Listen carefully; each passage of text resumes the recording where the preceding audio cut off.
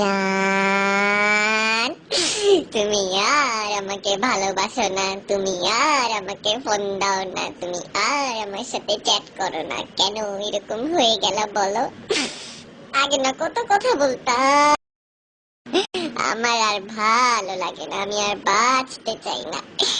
এই যে আবার তো খেয়াল আছে, আগে কি সুন্দর ফোন দিতে, এসএমএস করতে, এখন দাও না কেন? আরেকটা মেয়ে পাইছো? কুত্তার